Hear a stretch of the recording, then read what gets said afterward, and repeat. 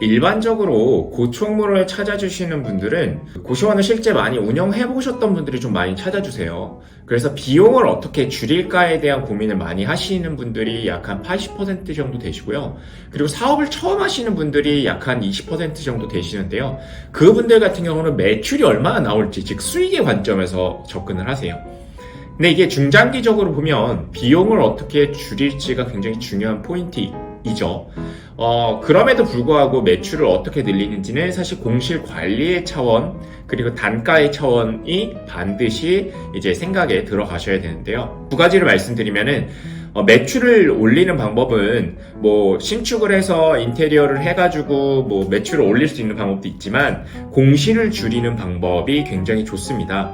그래서 공실을 어떻게 줄일까는 사실은 그 지역에 어떤 고객이 들어올 것이고 어떤 고객을 타겟해서 마케팅을 할 것이고, 그리고 더 나아가서는 그 고객에게 어떠한 부가적인 서비스를 제공할 것인지가 사실 만들어져야 추가적인 매출까지 해서 매출의 최대 폭을 만드실 수 있을 것이고요.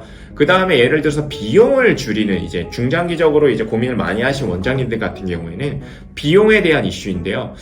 비용은 사실 개인의 인건비나 개인이 실제 가서 방문해서 보시고 수리하시는 비용을 생각을 안 하시는 원장님들도 계세요. 근데 사실 그것도 다 비용이시잖아요. 내 한 사람의 인건비가 태워진다라고 하시면 거기서 약 한 250만원, 300만원 빠지면은 그게 진짜 수익이거든요.